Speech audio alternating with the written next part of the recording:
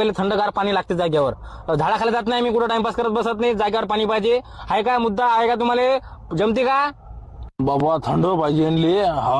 पुढे सुपारी खाऊ द्या लागल बाबा. म्हातारे माणसं आहेत, काही काही बाया आपल्या विमल खातात.